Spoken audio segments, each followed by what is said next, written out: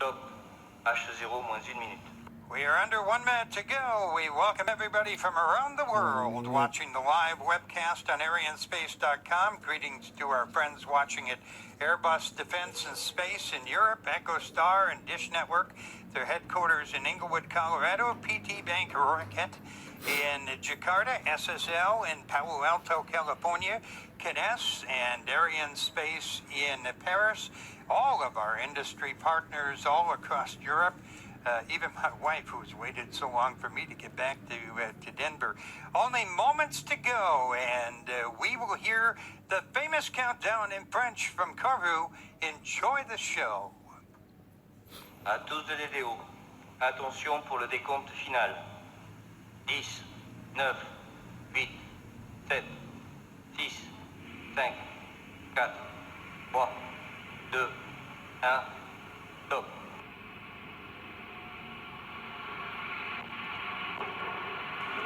Allumage Vulcain. Allumage ZAP, décollage.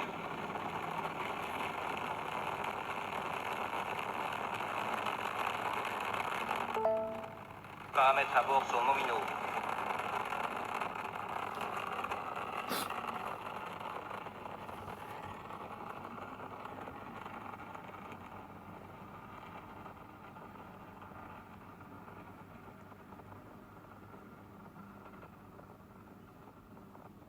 One for the history books, and in the memory of the late, great Muhammad Ali, the rumble in the Amazon jungle tonight is that mighty Ariane 5 ECA as she roars into the sky above Kourou. My 10th time that I've called a launch, takes my breath away every time. We're 57 seconds into the flight, Ariane 5 breaking the sound barrier here in Kourou, and the massive Jupiter facility beginning to shake right now as the launcher roars out over Devil's Island, made famous by the movie Papillon. 1,300 tons of thrust breaking the Ariane 5, free from the bonds of Earth's gravity. 90% of that power coming now from the two boosters, each one 31 meters tall, 100 feet. They're burning 240 tons of solid propellant in 2 minutes. More than 2 tons a second.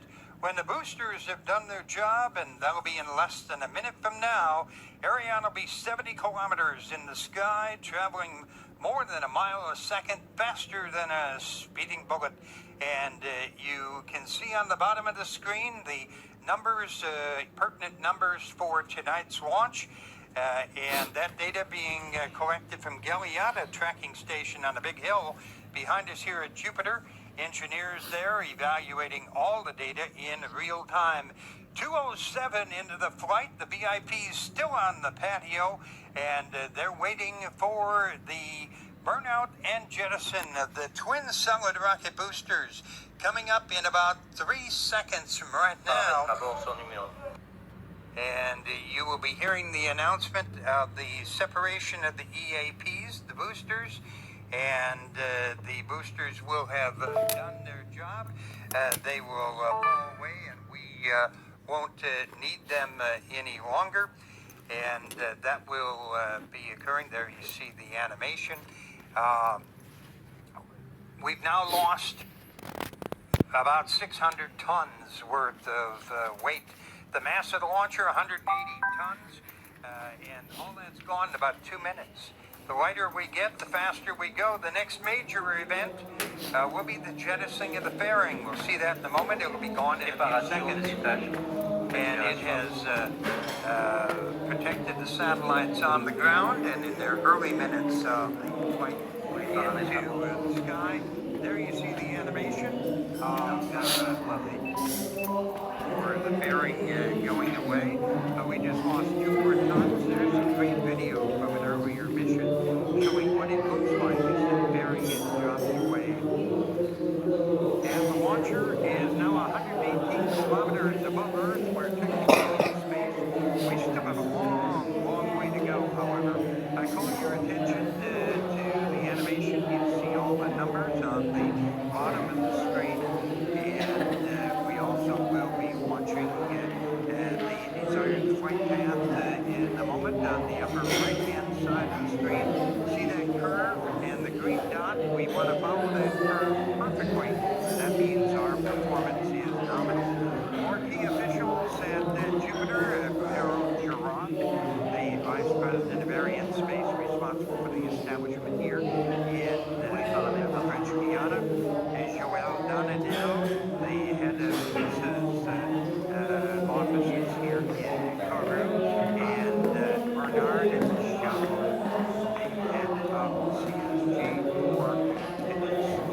The main cryogenic stage, or EPC, now burning in Berlin for about 9 minutes. And the EPC is really just a huge fuel tank. It holds 150 tons liquid oxygen, 25 tons of liquid hydrogen. That engine will weigh 320 kilograms, 700 pounds. Times more than a jet engine.